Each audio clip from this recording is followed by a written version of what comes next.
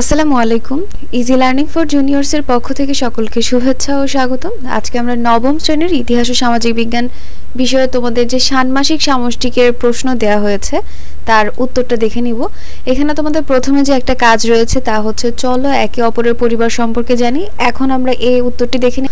তো এখানে তোমাদের কাজ একে বলা হয়েছিল যে নিজের পরিবার এবং সহপাঠীর পরিবার সম্পর্কে আমরা জানবো, যেখানে আমরা একটা বৈচিত্র্য তৈরি করব এবং তারপরে পরিবারে তোমার অবস্থান ও ভূমিকা, এই কাজটা আমাদেরকে করতে হবে।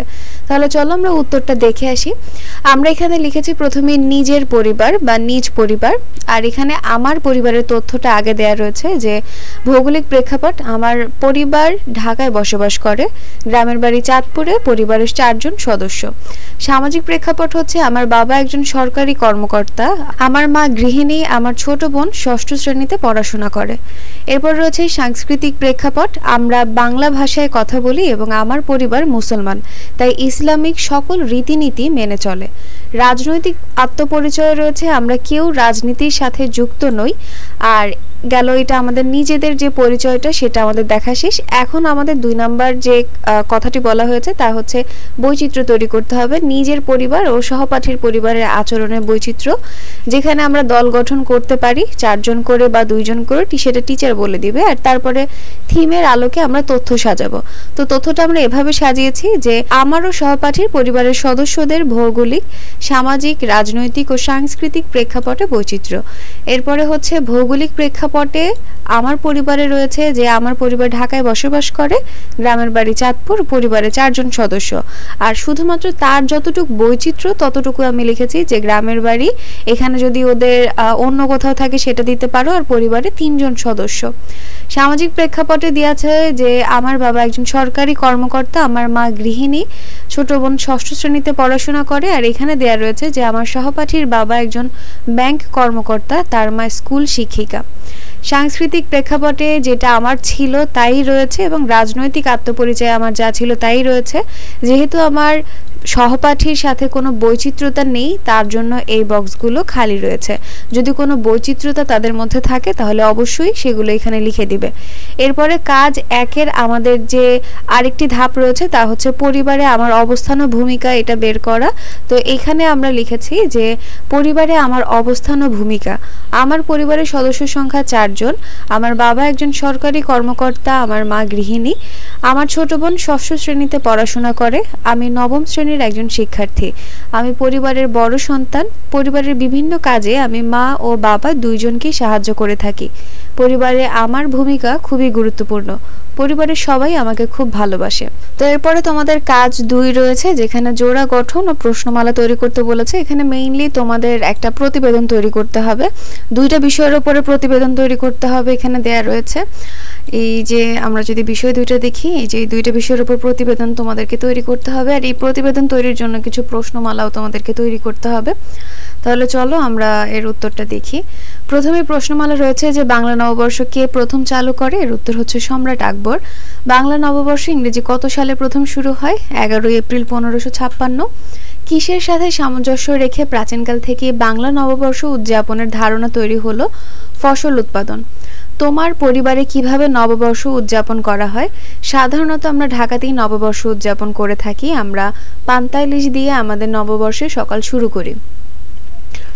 তারপর সকালেই সবাই নতুন পোশাক পরে ছায়ানটে মঙ্গল শোভাযাত্রাতে যুক্ত হতে যাই, সেখানে আমরা শোভাযাত্রা শেষে বৈশাখী মেলাতে ঘুরে বেড়াই।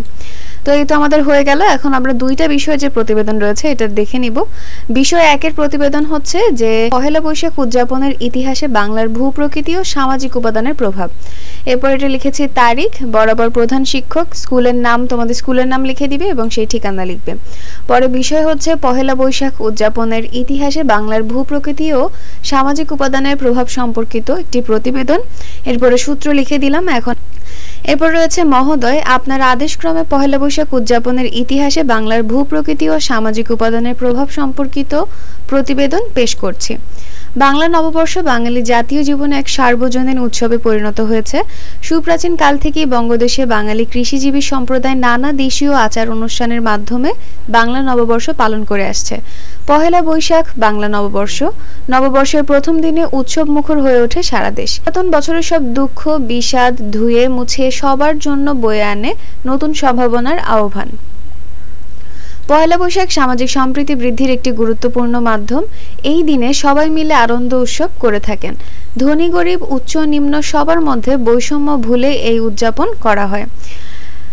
পহেলা বৈশাখ আমাদের সংস্কৃতি ও ঐতিহ্য ধারণের একটি গুরুত্বপূর্ণ উপায়। এই দিনে আমরা আমাদের ঐতিহ্যবাহী খাবার, পোশাক, গান বাজনা, নাচ, গান ইত্যাদির মাধ্যমে আমাদের সংস্কৃতির প্রকাশ করে থাকি। প্রথম বিষয়ের প্রতিবেদন শেষ। এরপর প্রতিবেদকের নাম, তোমার নাম লিখবে, প্রতিবেদন তৈরির সময় এবং প্রতিবেদন তৈরির তারিখ। যেহেতু আজকে পরীক্ষা, তো আজকের তারিখ দিয়ে দিবে আর সময় যখন লিখছো তখনকার সময় দিয়ে দিও। এরপরে পরের বিষয় রয়েছে বিষয় 2 প্রতিবেদন। এটা রয়েছে যে পহেলা বৈশাখ উদযাপন বাঙালি সংস্কৃতিতে পরিণত হওয়ার পেছনে প্রকৃতি ও সমাজের প্রভাব। এখানেও সেম তারিখ, বরাবর প্রধান শিক্ষক, এরপর স্কুলের নাম, ঠিকানা। বিষয় হচ্ছে পহেলা বৈশাখ উদযাপন বাঙালি সংস্কৃতিতে পরিণত হওয়ার পেছনে প্রকৃতি ও সমাজের প্রভাব সম্পর্কিত প্রতিবেদন। এরপরে সূত্র। মহোদয়, পহেলা বৈশাখ উদযাপন বাঙালি সংস্কৃতিতে পরিণত হওয়ার পেছনে প্রকৃতি ও সমাজের প্রভাব সম্পর্কিত প্রতিবেদন পেশ করছি। পহেলা বৈশাখ বা বাঙালি নববর্ষ বাঙালি সংস্কৃতির এক অবিচ্ছেদ্য অংশ। ধর্ম, জাতি, বর্ণ নির্বিশেষে সবাই দিনটি উদযাপন করে থাকেন। পহেলা বৈশাখ শুধু একটি উৎসব নয়, বরং এটি বাঙালি জাতির ঐক্য, সংস্কৃতি ও ঐতিহ্যের প্রতীক। পহেলা বৈশাখ বছরের প্রথম দিন। এই দিনটি নতুন বছরের সূচনা হিসেবে পালিত হয়। নতুন বছরের শুরুতে নতুন করে জীবন শুরু করার প্রতিজ্ঞা নেওয়া হয়। পহেলা বৈশাখ পুরনো বছরকে বিদায় জানিয়ে নতুন বছরকে বরণ করার একটি দিন। এই দিনটিতে আমরা গত বছরের ভুল ত্রুটি ভুলে গিয়ে নতুন করে জীবন শুরু করার সুযোগ পাই।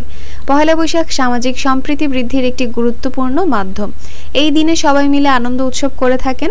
ধনী গরিব উচ্চ নিম্ন সবার মধ্যে বৈষম্য ভুলে এই উদযাপন করা হয়। এরপর ঠিক একইভাবে প্রতিবেদকের নামের জায়গায় তোমার নাম, তৈরির সময় এবং তৈরির তারিখ।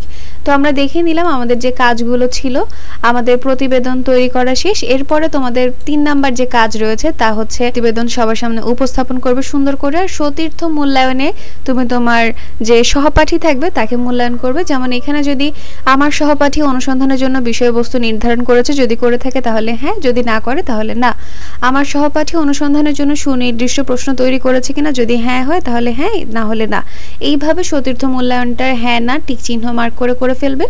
এই হচ্ছে তোমাদের নবম শ্রেণীর ইতিহাস ও সামাজিক বিজ্ঞানের টোটাল যে অ্যান্সার, তা আশা করছি তোমরা সকলে ভালো করে পরীক্ষা দিবে। তোমাদের সকলের জন্য শুভকামনা রইল। তো আজকে এই পর্যন্তই। আল্লাহ হাফেজ।